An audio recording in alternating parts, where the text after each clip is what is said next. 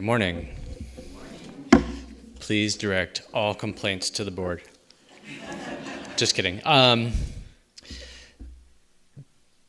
This is going to be a little weird. Let me just start there. I'm just going to read what I wrote because that's going to be the easiest way to do it. This is titled, "The Divine Potential of AI in Religious Education." So artificial intelligence is both everywhere and nowhere today.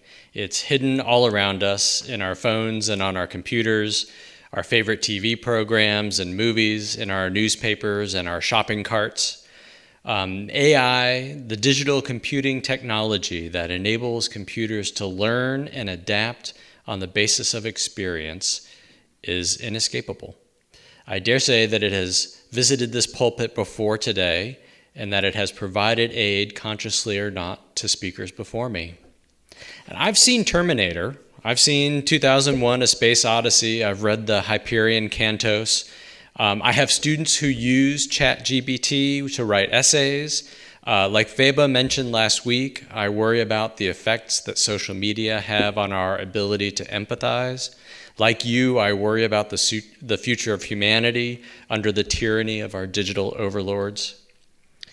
But I also hear a lot of people talk about the potential that AI holds for us, and I try to be optimistic. I am also well aware that AI isn't going anywhere, and my preference is to harness new tools rather than getting left behind. According to the website AI for Good, quote, AI can help improve access to education, healthcare, and clean water. It can also aid in the fight against climate change, poverty, and hunger. However, it is crucial to ensure that AI is developed and used in an ethical and responsible manner to avoid any unintended negative consequences. Neil MacArthur, the director of the Center for Professional and Applied Ethics at the University of Manitoba, wrote in an article for The Conversation last year, arguing that we are likely, in the coming years, to see people begin worshiping AI as a god. He notes several pathways by which AI and religion will merge, such as its ability to produce new content with characteristics that are often associated with divine beings, its intelligence, creativity, capacity to offer guidance, removal from human needs, and immortality, for instance, its capacity to produce output that can be taken for religious doctrine, and its capacity to ask to be worshipped and solicit followers. How can AI achieve these goals? Through data analysis, advocates for AI promote its capacity to facilitate problem-solving and decision-making. These don't strike me as especially useful tools for spiritual exploration, but another thing that I've come to know through personal experience or professional experience is that AI can be used to answer questions and produce convincing text. This is the way that some of my students have used it, for instance. It has also performed as well or better than humans on the readings, comprehensions, and writing aspects of the bar exam last year, and it beat everybody when it played Jeopardy. So one day this winter, I asked ChatGPT, which is an AI text generator, to write a 15-minute sermon for a Unitarian Universalist congregation about the prospects for using AI for religious educational purposes. And what I'm going to do is read to you what it wrote. Following this, I'm planning to just open this up for Polylog because I am really curious. I have some concluding comments. I've read through it and thought about it, but I'm really curious to see sort of what it feels like in the congregation. So we're going to take things a little out of order. So this is what ChatGPT wrote in response to my prompt. And let me again remind you of the prompt. So if you haven't used ChatGPT, you write it a question or you write it a prompt. You say, do a thing, and it will do that thing for you. I used it I was doing a panel discussion. I was moderating a panel discussion, so I asked it to produce some questions or some prompts that I could ask the panelists. It did a really good job. So here's the prompt again. Write a 15-minute sermon for a Unitarian Universalist congregation about the prospects for using AI for religious education purposes. I'm tempted to put on like a robot voice or something. I'm not going to do that. Okay. Good morning, beloved community. It is a joy to be here with you today to explore a topic that is both exciting and thought-provoking. We are gathered as Unitarian Universalists, a diverse community where we celebrate the inherent worth and dignity of every person and the freedom to seek our own spiritual paths. Today, we will journey together to explore the ever-evolving landscape of religious education and the prospects of incorporating artificial intelligence into this sacred endeavor. In a world marked by rapid technological advancement, we Unitarian Universalists have a unique opportunity to embrace new tools in our pursuit of understanding, compassion, and spiritual growth. As a Unitarian Universalist, you are a seeker of truth, a spiritual explorer looking for guidance in a world of information overload. As we contemplate the potential of AI in religious education, we are reminded of our principles, which encourage us to seek knowledge and wisdom from a variety of sources, embrace new ideas and technologies that can benefit our spiritual journeys, deepen our understanding of religious traditions, engage in meaningful conversations, and foster spiritual growth. AI is one such technology that offers us both challenges and opportunities.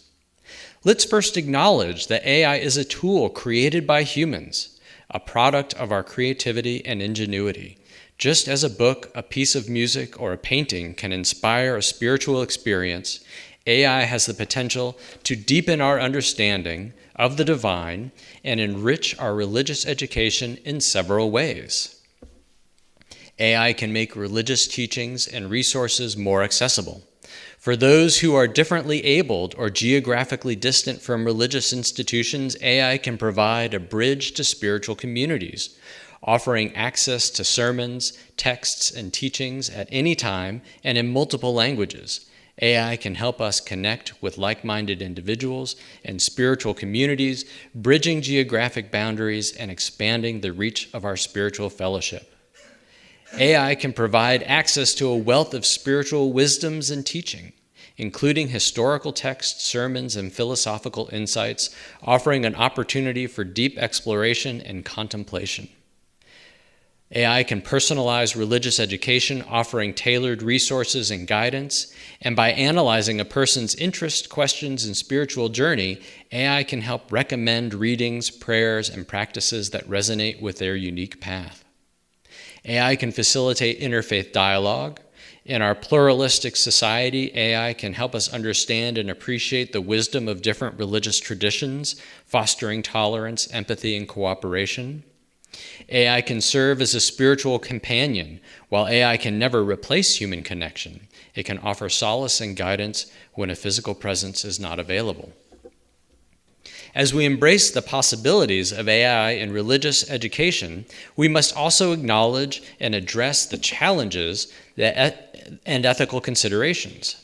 When do we cross the line between using AI as a tool and replacing human connection with a machine?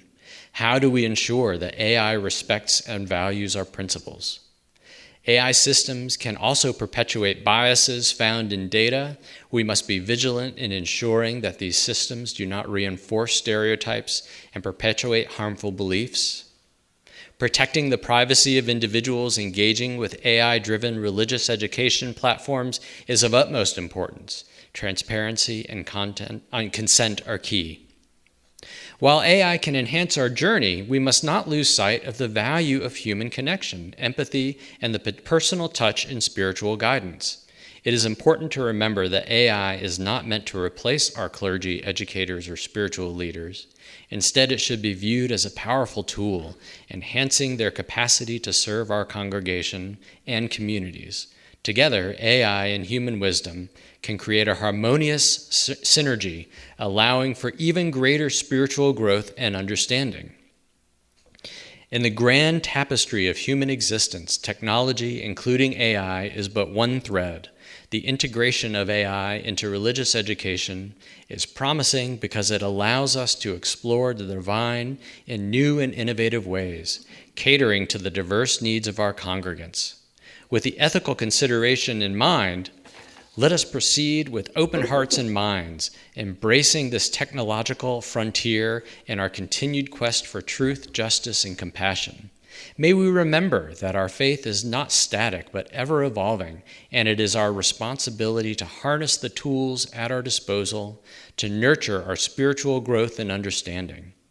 In the spirit of exploration and growth, may we move forward together in unity and love. As Unitarian Universalists, we understand that our spirituality is woven from many threads: tradition, reason, experience, and conscience.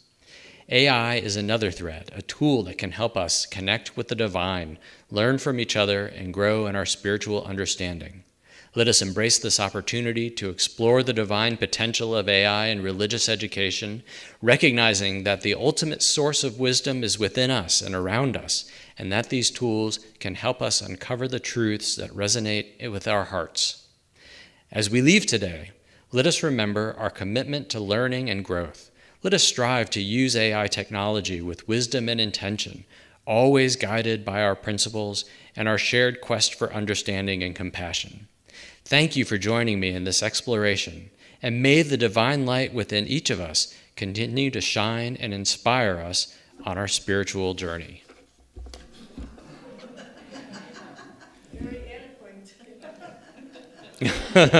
So, I see hands already. That's great. That's exactly what I'm hoping for.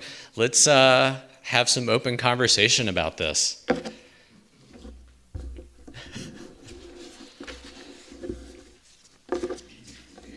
First of all, I thought that was a big bunch of bullshit. It first off reminded me of a phrase from... It first off reminded me of a phrase from computer programming called copy pasta, where you copy and paste.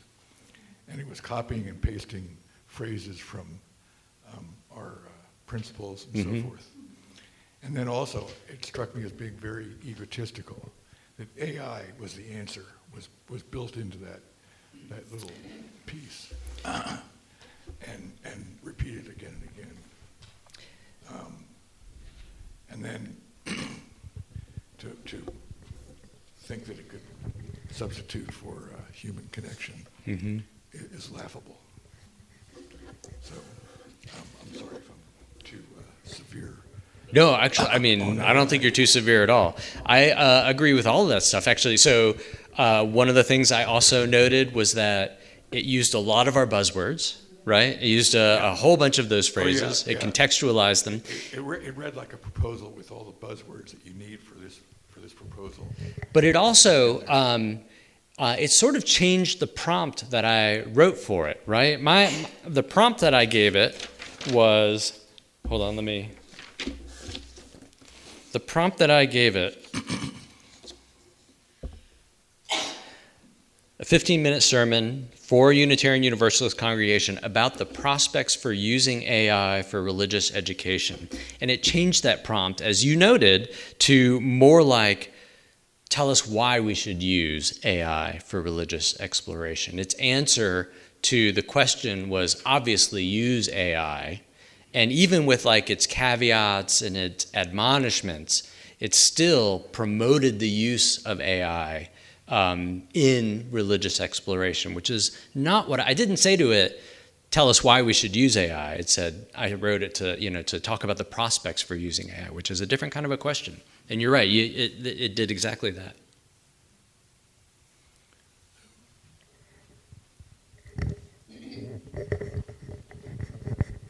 I'm having second thoughts.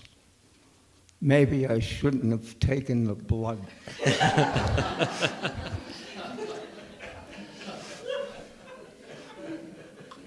I'm 80 years old. I'm not ready for this at all. Nope. Well, see, so I have caught 4 students this semester. Actually, I can't say that. We have an AI checker tool, which is very imperfect, right? And so I have caught is too strong a word, but I suspect at least 4 things that students have written for me this semester that have been generated by AI. And I don't have the ability, like if it's a plagiarism checker is a much more useful tool, right? Because a plagiarism checker can actually, it goes around the web basically and it asserts this is, you can see the copied material. But AI generated stuff is much more difficult to catch. So,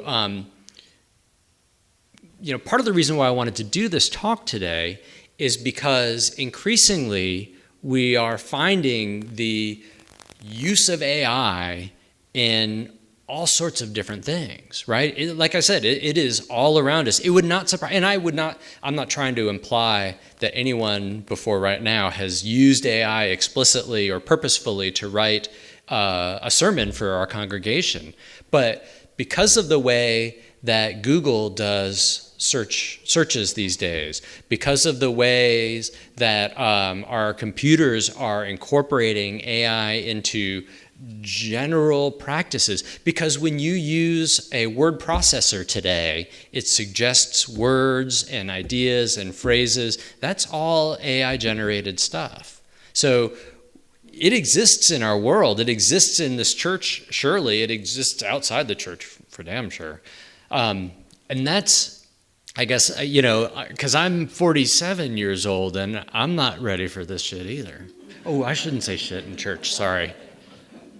Well, I love people, but AI scares the hell out of me. Sorry. Listening to you, Mark, it made me think, I understand now why there's been so much concern about AI in academia, because it did sound like something, yes, with a lot of buzzwords, but still, I could see a Unitarian minister writing that. When I read through it, I felt like it could be something that Mark Finney says. Yeah. Right? And that was the part that was even scarier to me, is that, I've used ChatGPT more than a handful of times, but, not that many more than a handful of times. And it wrote that in a voice that could easily have been mine. And that I thought was real scary. There was a fair amount of dishonesty in there, because many of the advantages that were being claimed for AI are simply advantages of the internet. Well, and so, one of the things that I endeavored to do when I was prepping for this was to try to get an explanation for why AI is good, right? Why is AI worthwhile? Why is AI something that because what is it good for, right? And, the easy answer to that question is that AI is a shortcut, right? It provides us with the opportunity to, instead of having to research something, or instead of having to write something yourself, instead of having to think hard about something, it will give you an answer, right? So when they talk about AI as a tool, really that's what the argument is that you can use AI as a substitute for real thinking. Right. And I think that that's sort of what you're saying, Mike, when you say that it's claiming a lot of the things that the internet provides to us, but it does it in a way that cuts out you, right? That cuts out your sort of learning or synthesizing or developing your own ideas on the basis of what you research.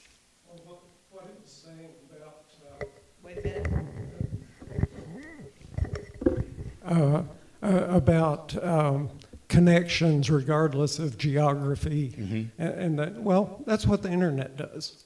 Right. And AI is irrelevant to that, it seems to me. I don't know that I would say it's irrelevant for that. It makes it easier to do, right? That's what it's doing. It's like a logistics manager essentially, right? It's providing you with a it's helping you get your package from A to B. Thank you. I was so I agree with what everybody said. I also thought the same thing as Mike, that it seemed like it was more internet kind of advantages. What might have been fascinating is and this isn't a criticism, just kind of a thought, is to have given that talk, us thinking that that was you, and seeing what our responses would have been, because I truly felt that it seemed political and promotional to me. Definitely you could hear that. Could have been your intonation and your voice. If, presenting it, so if you have the opportunity, to present it, say, you don't have to say this is mine, but kind of get the gist, because our minds were shifted into kind of a critical mode. The other thing that you were talking about, what AI doesn't, it doesn't tap into our individual creativity. And so although your students are using AI to make essays unbeknownst to them or beknownst to them, they're not learning. And they don't tap into that process of the brain, critical thinking and creativity. The creativity part is the huge part. Thank you. Sure. So my original idea for this talk was to do just that, actually, to come up and to deliver a talk that claim it was my own, right, and then to do a big reveal at the end. And Aaron, I think, correctly discouraged me from doing that. No, I'm saying correctly. I think that was the right choice, because the last thing that I want to do is to be disingenuous or with this family, as Kathleen called us earlier, right? To insinuate that, or for anyone to feel fooled by me standing up here. There's a and just sort of the way that you're talking about my students, right? They don't learn when they do this, right? They make a choice. I'm going to not learn a thing by using whatever AI to write this. I feel like there's a sense of obligation that I have standing up at this pulpit, with this mic, to be genuine and to explore religious education or religious exploration with you all in a way that's meaningful, and it felt like, while that was my first idea, it felt like that would be an inappropriate way to do it. But I totally get that. Another thing that was missing out there was that some of the stuff that they were talking about was the rural part of the AI presentation was taken out. Like they're saying, this can happen, here's an advantage. Well, great. Maybe that's the advantage in, a wealthy urban area, but we're lacking the tools to even do AI. So AI is good for some, and some people don't even won't ever have access to it, which is happening now. I was so distressed reading through it, and how positive / benign it presented itself in this talk, right? It did mention some caveats, right? It did have some admonishments against using it inappropriately, but those were not, they were, sort of secondary to the idea that it was something that would be used positively. Okay. Carol.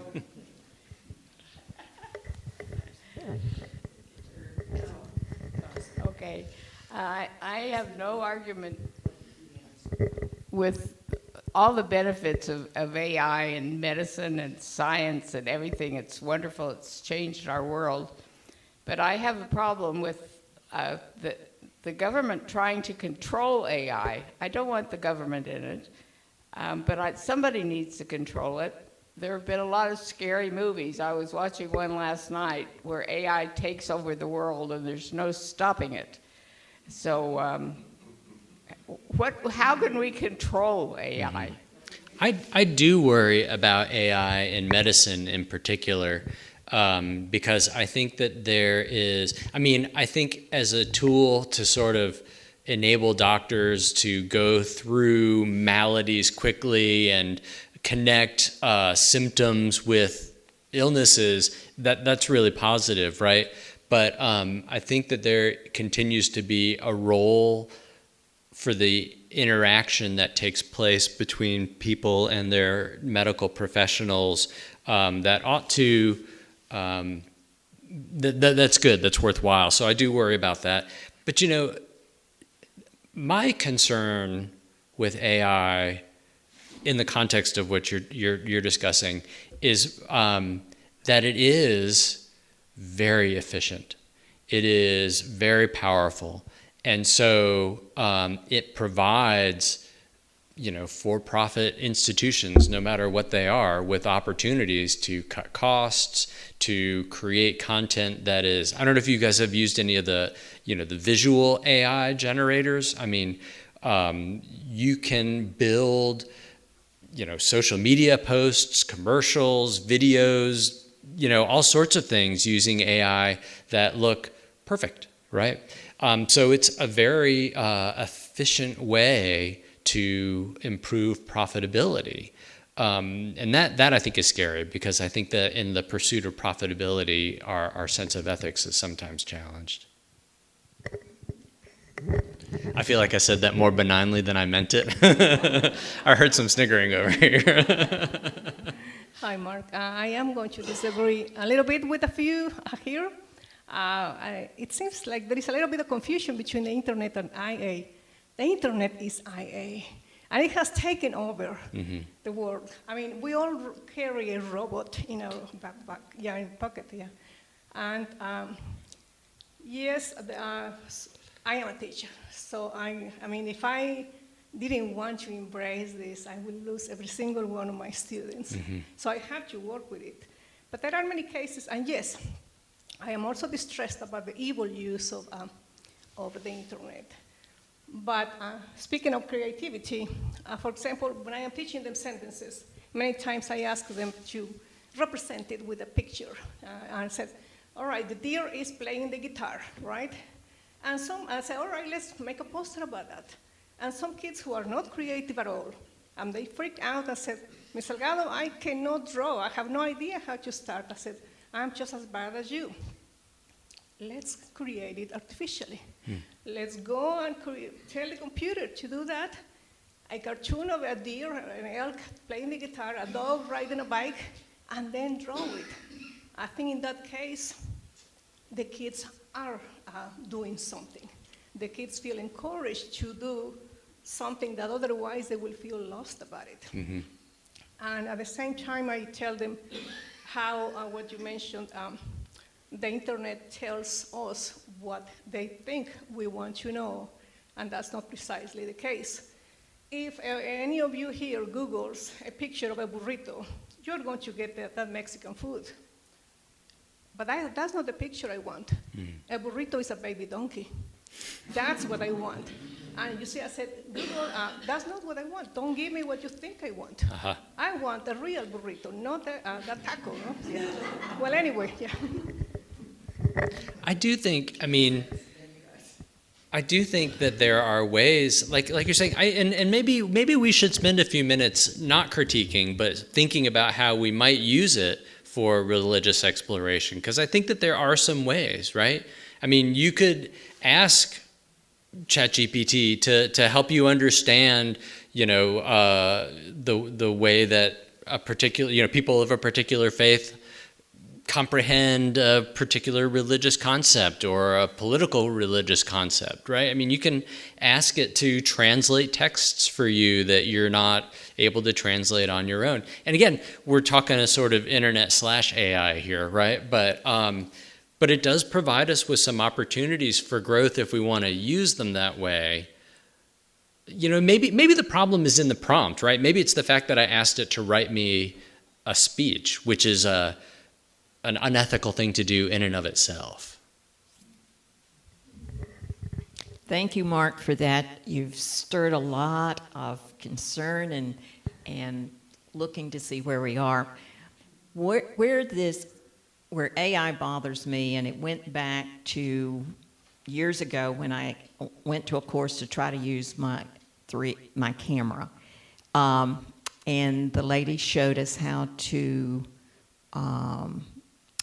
change what I was filming in my camera. And I said, that's not reality. And she said, oh, but this is a great skill. We can put somebody in a picture that's not there, or we can straighten up their hair. I said, but that's not reality. That's my concern with AI. Having a yoga background, the issue is to stay in the now, stay in the present, but I have to know what the present is. And AI, like you just read today, it on the surface, it used the buzzwords that we use like. So I asked myself, how do I know what's real? And you mentioned it, several people mentioned it. Right now, when I don't know how to deal with AI, including, I just attended a sound course by Jim Warden at COA. He showed us voice maps and how it can be changed, my voice vibrations, to say something I didn't say. Yeah. But once it's mapped by AI, it can use my voice intonations to say something I didn't say. So that bothers me. So people have said for me right now, the only thing I can deal with is keep my feet on the ground and keep talking to people in person. I use email all the time, I use text, but for reality for me, I need to see people, talk with them, and COVID made us get isolated. So I also know I have to be very careful not to use that computer too much. Yeah, there's, you all probably heard on NPR last week, there was a robocall in some state somewhere where somebody used AI to produce Joe Biden's voice to say, don't go vote this week or something, right? And there's actually, if you, on YouTube, there's a really great video. It's several years old at this point, so it's not as good as it would be if it was today, but where it's a video of Barack Obama talking trash about Donald Trump. And it's not Barack Obama, it's Jordan Peele, who's a comedian who's using an AI video of Barack Obama, but it's actually Jordan Peele's voice. He's doing his Barack Obama impersonation. But this is the stuff that's worrisome, right? Because they're the potential to have some real implications. The deepfakes are horrible. Great lobbying tool. Sorry? A great lobbying tool. Yeah. By the same token, justification of drug prices, justification of the use of drugs, procedures, prosthetics, anything down that route. But by the same token, it's also seems it might be a good tool for the investigation of the opposite of what, if you ask it the opposite question about your sermon, what's wrong with this? Right. What? And I did not do that. I maybe should have. Hold on one second. I was just going to say that I'm a respiratory therapist and I work at the hospital down the road here. And this past week we did our first pulmonary lung nodule cases with a robot called the Ion. And I was sent to Atlanta to train to assist the Ion who assists the physician in locating and biopsying these lung nodules. And it's fascinating, and it's going to really make some positive changes as far as lung cancer diagnoses. But what concerns me is at what point do we lose the ability to think for ourselves? But you can't argue against the benefits of the speed and accuracy of this robot and how it finds these tumors and gets almost 100% results every time. So, yeah, I don't know. It's fascinating, though. Yeah. Okay, Steve, quick, and then This Chris, is working and exactly then, how I hoped it would. Oh, sorry, Linda. Are people still, we've got, all right, then we need to start wrapping up here. No. I'll be very short. I was a philosophy major in college, and some of my deepest thinking was in response to having to write papers about things like what is the good or such. And so I'm just curious if I did that, put that question to AI, what I'd get nowadays. Yeah. So I have gone, this year and this semester in particular, I have gone back to written essays and in-class written essays, which is something that I haven't done like at all in my career as a professor. But now I have my students write with their hands in class because I don't have a way to verify that they're actually consuming the material that I'm asking them to consume or write about it, right? So, because, it's so easy to not do that now. And, it has provided me with a data point in terms of, I'm much better to assess whether they've read the material than I think I've ever been. Well, I said I had a positive. I firmly believe in the afterlife. And not only do I firmly believe in the afterlife, I believe that in the afterlife you can return. But thanks, because now I know I will never return. I believe in reincarnation, and it is just this.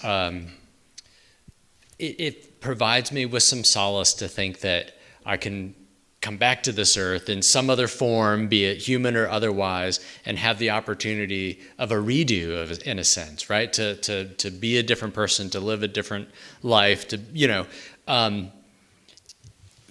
you know what? Like 100 years ago, somebody was saying the exact same thing about like television or movies or, so I feel you. Yeah, maybe, or a worm, right? Imagine just. What you read was a promotional piece. And we're right brain, left brain, chemical, electric. And at times, I would wrestle with an answer. Does the computer ever wrestle? And I don't know if it's to an advantage or disadvantage if it does. Mm-hmm.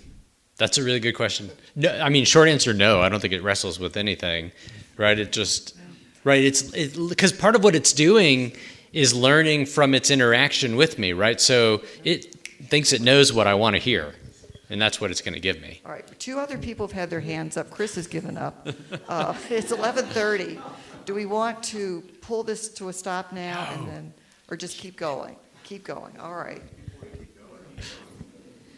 So this is a totally different direction, but I was reading an article the other day about how they've had to build these giant data centers, these huge computing centers in the Midwest, and that they consume so much water that it's starting to impact the breadbasket of America, right? That the neighboring farms can't water the same way that they used to. And so I sort of wonder, or they likened it to the equivalent of every time you ask ChatGPT to do something for you, it's like it drinks a bottle of water, basically. And so then I start to wonder, like, at what point will our food production be impacted by, turning our thought processes over to AI? And it's not only that, because It is not going to be long before companies start laying people off because they're able to do things with AI that they used to have people for, right? So there's the environmental consequences, there's the human consequences, there's the interactive consequences. There are some really deeply troubling ethical consequences from this stuff. Just a couple quick things. I think my first encounter with AI was probably Hal in 2001 when he turned out. But that was kind of a very early. Sorry, Dave. Yeah, sorry, Dave. I can't open the door, my Dave. biggest concern with AI, I think there's a lot of good things that can be used for it, but I think it's a major tool for criminals, for scammers and internet crime. Mm-hmm. I think there's enough of that already, but now that they can use your voice, someone could call you with my voice and say, hey, I'm broken down, I need help, can you come and help me? And you think, oh yeah, that's Don. But, there have been some cases reported in media of people who have received phone calls from their young children, or not young children, but high school age children. Dad, you've got to send this lawyer $1,000 because I'm in jail, I got caught doing something or other, right? And they're not just spoofing their voice, they're spoofing their phone numbers. So I have a question, Mark. Was the prompt, I think you mentioned the prospects of... It was. Because here you have the divine potential. Oh, that was the title that it gave it. Okay, because if that's the prompt you give it, then I feel it went with a very positive spin. It was, promotional, the buzzwords, the Unitarian philosophy, what have you. And if you'd not told us that this was a AI-generated sermon per se, I would have given it a good grade. And I was, in other words, I was persuaded. Yeah. And I was not in any way suspicious of it being overly, artificially generated or what have you. Because of the word potential. It certainly ran with that. I think that that's the scariest part about it, is that it's like seductively benign in a way that I find deeply, deeply troubling.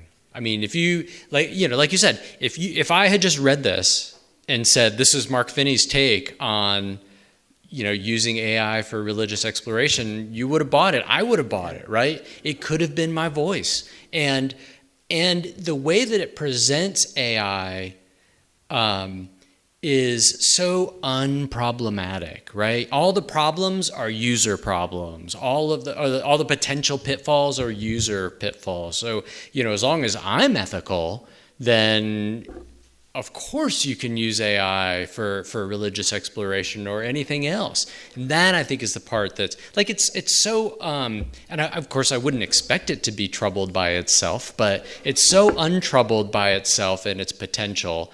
It's so unwilling to consider the it's so unwilling to consider the ease of negative or of unethical uses that's really problematic to me. The piece that I was missing on all that was integrity. Yeah, right. Yeah. Okay. And Leanne says it will lie to you. Wait. Lawyers have used it to generate their arguments to a jury, and it gave them cases that did not exist. Sure, yeah. It created cases. The easiest way to tell that a student has used AI is because it provides a list of citations that I know they haven't read, or that don't exist. Sometimes they do exist, sometimes they don't. In fact, I think the most recent ChatGPT update has fixed that problem of false citations. Thank you all. Thanks for the conversation.